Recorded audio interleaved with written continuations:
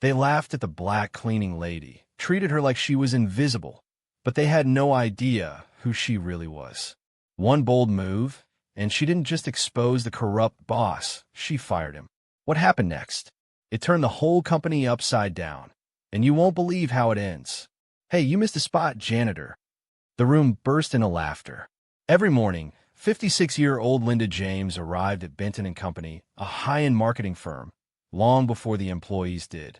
She cleaned quietly, pushing her mop through spotless marble floors and wiping down crystal-clear glass doors.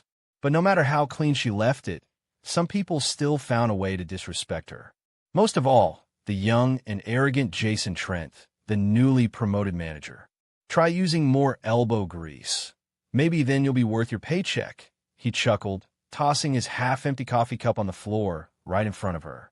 Linda didn't react. She just looked at the cup, then back at Jason, and picked it up without a word. Her eyes, calm and unreadable, didn't flinch. She simply turned away and continued her work. What no one knew was Linda wasn't just a cleaning lady. Not even close. She had worked in silence for months, showing up before dawn and leaving after dark.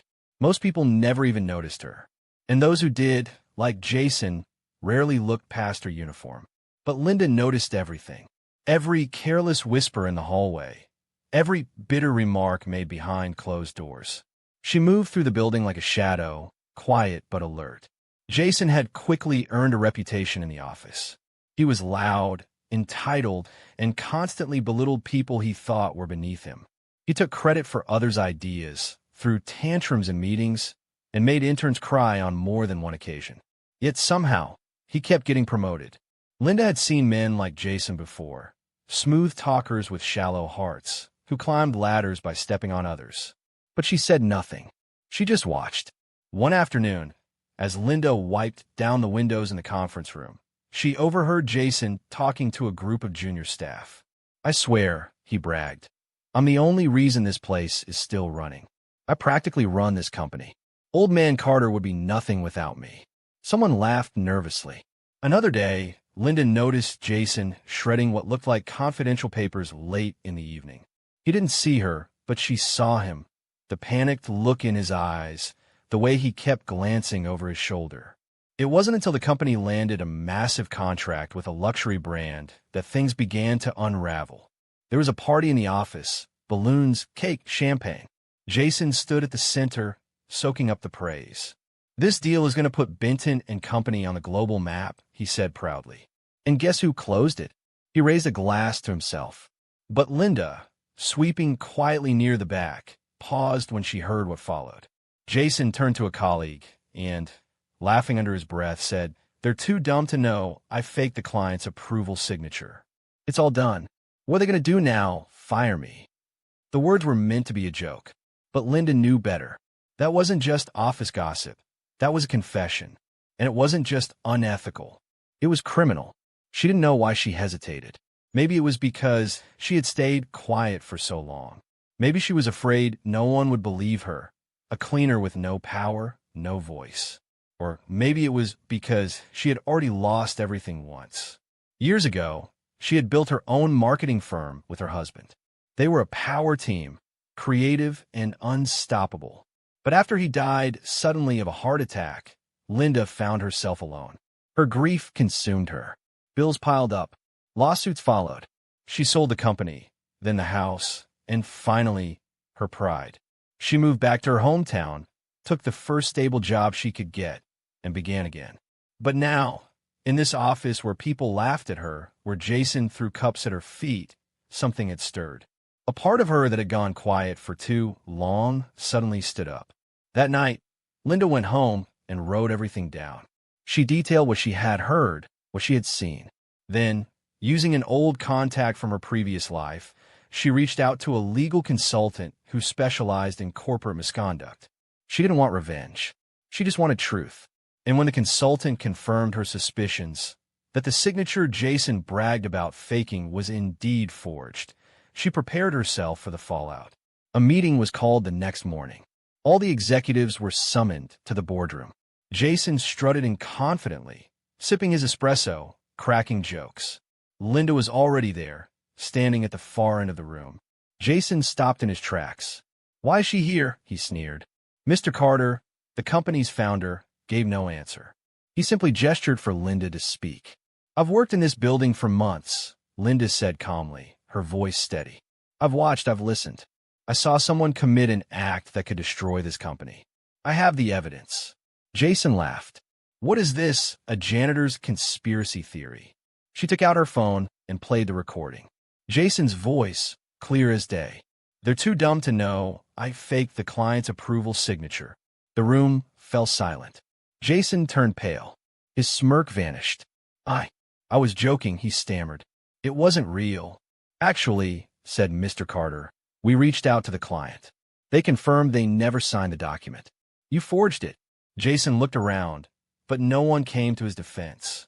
"Jason Trent," Carter said coldly, "you're fired effective immediately.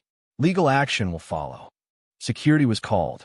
Jason, shaking with rage, was escorted out of the building. As he passed Linda, he hissed, "You're just a cleaner." She looked him in the eyes and replied, "And you're just a liar in a suit." The door slammed behind him. Later that week, Mr. Carter called Linda into his office. "I owe you an apology," he said, "for how you've been treated and for what we failed to see." He paused. "I did some digging. I know who you are. Linda James, co-founder of J&J Creative. You built something incredible once." Linda nodded quietly. "How would you like to do it again?" he asked. She blinked. "I'd like to offer you a role here. Not as a cleaner. As director of ethics and operations. We need someone who sees what others don't." Linda thought about it, the years of silence, the grief, the doubt. Then she smiled. "I think it's time," she said. And from that day forward, no one at Benton & Company ever looked at Linda James the same way again. Linda had worked at Benton & Company for 6 months.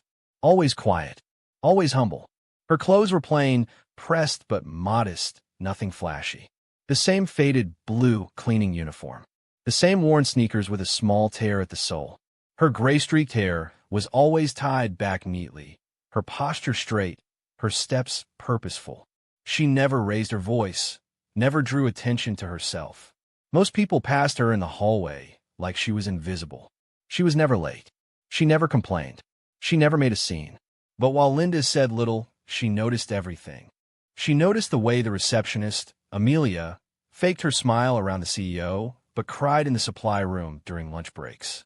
She saw how the quiet analyst, Jamil, stayed late to fix the reports Jason took credit for.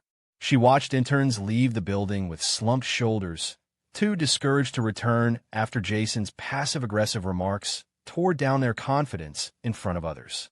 She saw Jason bark at staff, roll his eyes in meetings, lie during presentations, and mock people behind their backs.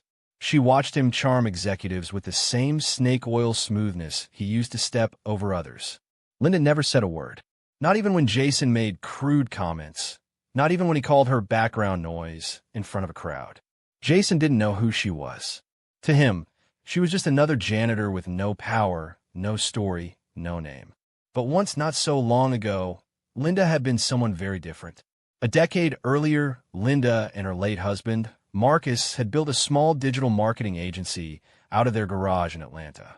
It started with local clients, hair salons, car dealerships, real estate agents. But within 3 years, they were working with tech startups and national retail chains. The business exploded. They hired a team, opened an office, and began mentoring young creatives from disadvantaged backgrounds. Linda was the operations brain. Marcus was the creative fire. Together, they made magic. They had one son, Jordan, the boy in the faded photo Linda now kept in her locker. He was 6 when Marcus collapsed in the kitchen one morning while making pancakes. A sudden cardiac arrest. No warning. No goodbye. In a matter of days, Linda's world fell apart. She tried to hold the business together while grieving, while raising Jordan alone, while dealing with clients who panicked over her husband's absence. But nothing felt the same. The pressure mounted. A key investor pulled out. Lawsuits followed from a botched client deal that Marcus had been handling. With her heart broken and her finances in chaos, Linda made the decision to sell the company. She packed up their Atlanta home, said goodbye to their life, and moved back to her hometown with Jordan. She thought maybe she'd return to the business world someday. But days turned into years. Linda took simple jobs. First at a bookstore, then a small hotel. Eventually, she applied to a cleaning service. She liked the quiet, the solitude. It gave her space to think, to heal, to just be. When Jordan turned 16, he started asking questions. Why don't people respect you like they used to, Mom? Because they don't know who I am, she replied gently. And she preferred it that way. By the time Linda applied to Benton and Company, she didn't even include her past experience on the job form. She just wanted a steady paycheck, a routine, a place to disappear. But fate had other plans. From the moment she walked through the doors at Benton, she recognized the signs. The flashy presentations that didn't mean anything. The hustle culture driven by fear, not creativity. The cliques. The silent burnout on people's faces. The way Jason, young, smug, and confident, strutted through the halls like a lion in a zoo he didn't build. It was all familiar. Too familiar. At first, Linda tried not to care. It wasn't her world anymore. She was just a cleaning lady now. She focused on her work, on paying her bills, on saving enough to help Jordan with college. But every day, watching Jason treat people like tools, something inside her started to shift. She remembered the pain of losing everything she built. She remembered how hard she and Marcus worked to create a workplace where people felt safe, seen, and respected. And now here was Jason, a boy with too much ego and not enough heart, abusing power he didn't earn. Still, she said nothing. Not yet. Until that one morning, the morning something snapped. It was early. The office was nearly empty. The sun hadn't risen fully yet, casting a blue glow through the giant glass windows. Linda was wiping the glass wall of the main conference room, listening to soft classical music from the small Bluetooth speaker she kept in her cart. Her routine was uninterrupted, peaceful, almost meditative. Then she heard Jason's voice from down the hallway, loud and angry. "I don't care what they want," he barked in his phone. "I already told them the deal was signed. They'll find out eventually, but by then, it won't matter. I'll have my promotion." He hung up without noticing her, turned the corner, and walked right past, muttering to himself. Linda turned off her music. Her heart thudded in her chest. The words circled in her mind. "They'll find out eventually," and "I'll have my promotion." Something wasn't right. She knew that tone. She had heard that kind of arrogance before, from a man they once hired, years ago, who nearly cost her company its future. She stood there, staring at the glass. She could see her reflection, older now, tired, worn. But behind her eyes, the spark was returning. She didn't know yet what Jason had done, but she knew she couldn't stay silent anymore, because she had already lost one company to dishonesty. She wasn't going to let another one fall, not if she could help it. And just like that, the woman everyone thought was invisible began to pay attention for real. Because Linda wasn't just a cleaning lady. She was a builder, a protector, and now a witness. And soon, she would be the reason everything changed. It was a Thursday. Jason had just landed a massive deal, or so he claimed. The entire office buzzed with excitement. People from every department were gathered near the break room and spilling into the open workspace. Laughter bounced off the walls, and music played low in the background. Someone had ordered champagne. A tray of designer donuts, the kind that cost more than lunch, sat untouched for barely a minute before disappearing. There was no official announcement, but everyone knew it was about Jason. He had closed a deal with Vetro Luxe, a high-end European luxury furniture brand trying to enter the U.S. market. If true, it would be Benton & Company's biggest client in over 5 years, the kind of contract that made careers, the kind that earned bonuses and promotions. Jason stood in the center of it all, beaming in his tailored navy suit, holding a flute of champagne like a trophy. His words slurred slightly, not from alcohol, but from the thrill of his own ego.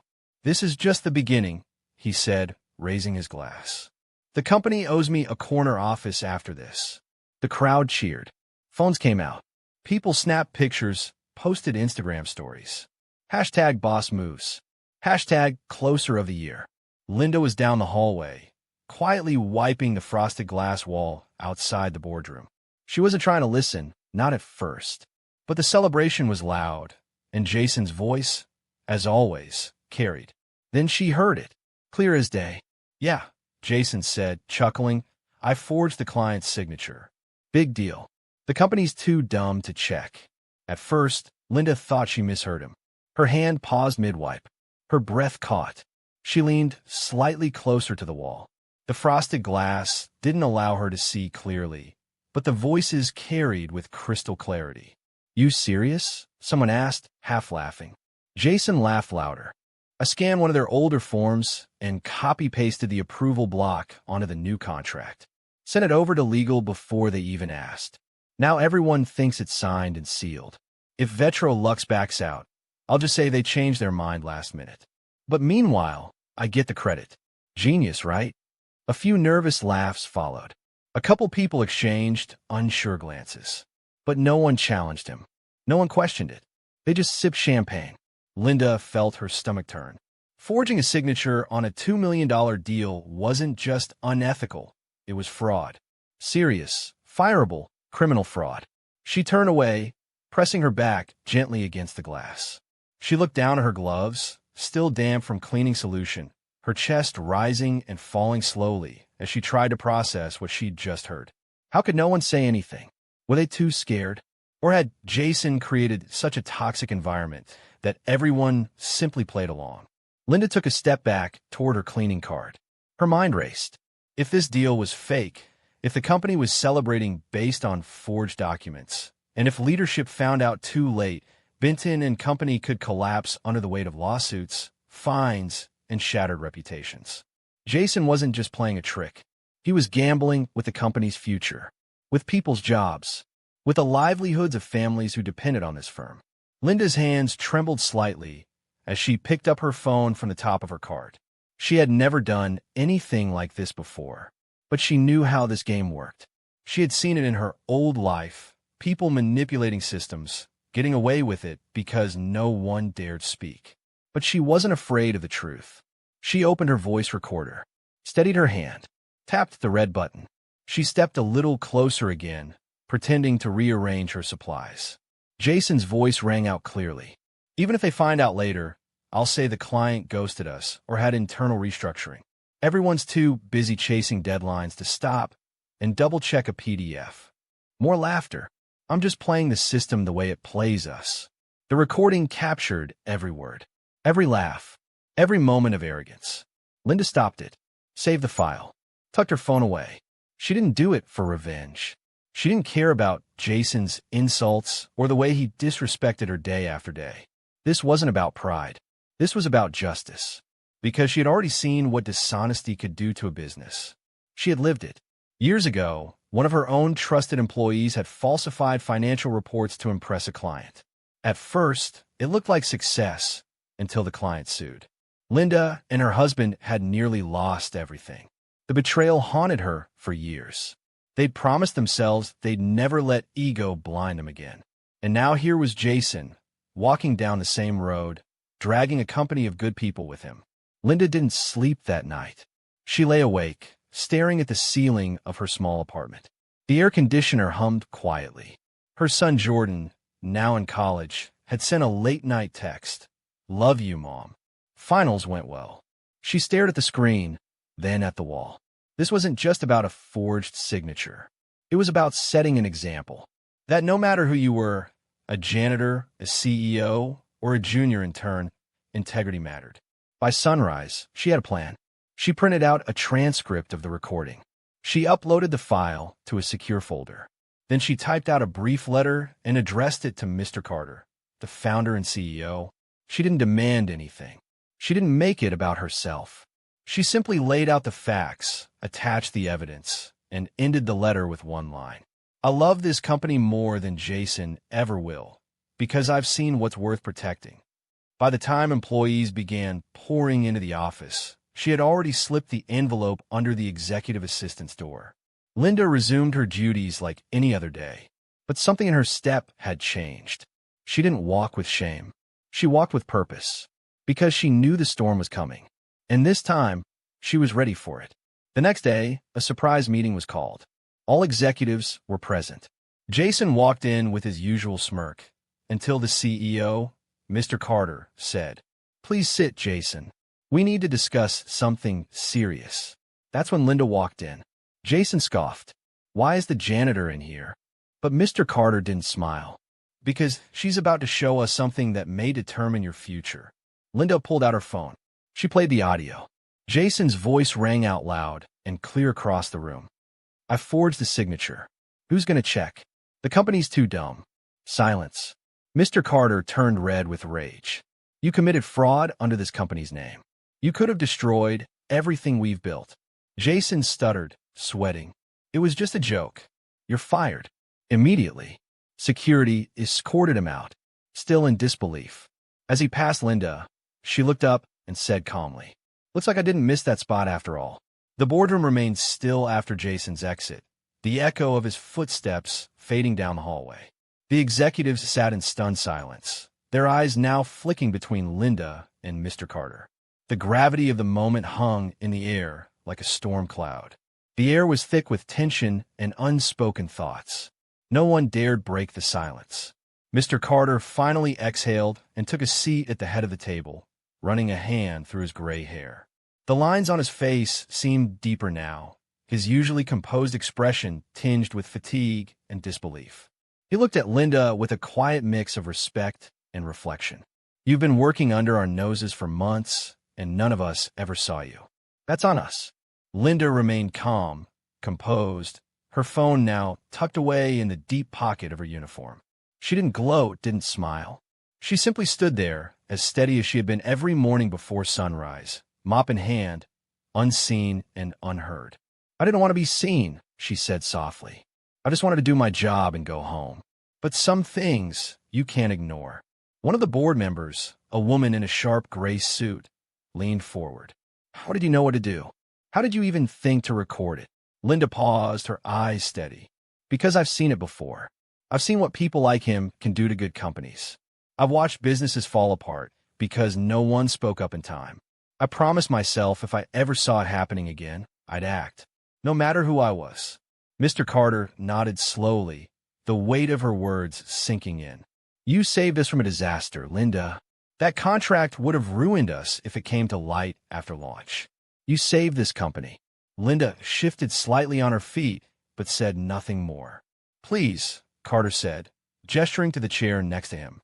"Sit." For a moment, Linda hesitated. A cleaning lady sitting among the board. It was a strange image, but she sat, her posture upright, her eyes level with every executive in the room. The HR director adjusted her glasses, still absorbing everything.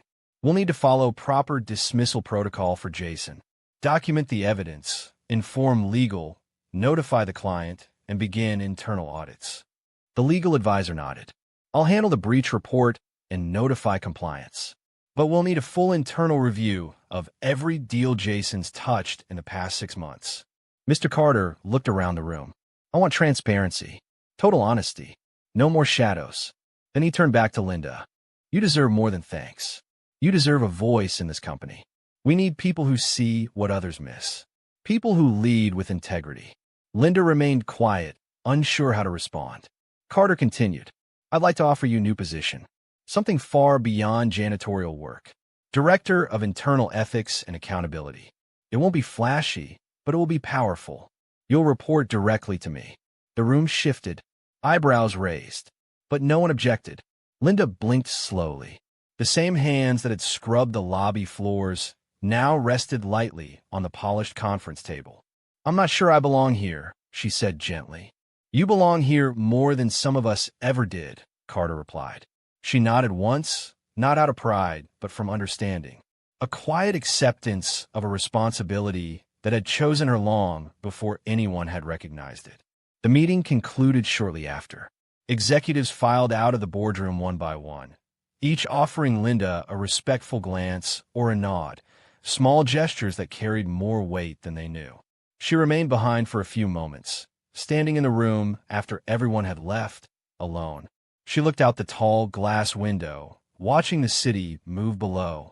That morning, she had come to work like any other, early, invisible, forgotten. But she would leave that boardroom no longer just a janitor. She would leave as the woman who protected the company when no one else dared to. And as she finally stepped out of the room, her walk was the same as it had always been, steady, quiet, strong. Only now, the world around her had finally noticed. A week later, Linda was offered a new position, head of ethics and operations oversight. A fancy title, but more importantly, a seat at the table she once walked around with a mop. She didn't accept it right away. Linda had learned, through hardship, that titles could be hollow and promises even more so. So she asked questions. She sat down with Mr. Carter and the board again. This time, not as a janitor they had overlooked, but as someone whose voice could no longer be dismissed. She made her terms clear. "This isn't about status for me," she said, calm but firm. "It's about culture. I'll take this role only if I have the authority to create change, real change, not just window dressing." Mr. Carter leaned forward, both intrigued and a little intimidated. "What kind of change are you envisioning?" "Accountability, transparency, and most of all, dignity. People don't need lavish perks. They need to be seen, heard, valued." He looked around at the other board members. No one interrupted. No one laughed. Not this time. 2 days later, Linda stepped into her new office, not the corner suite Jason once used, but a simple, open space close to the main floor. She requested it that way. "If I can't hear the employees, I can't serve them," she told HR.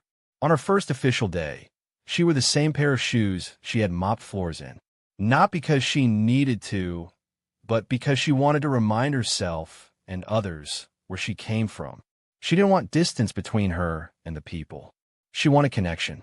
She began her first policy with something radical: listening. She scheduled open-door hours where any employee could walk in and speak with her. No appointment needed, no permission from upper management. The first few days were slow. A few hesitant knocks, a few nervous glances.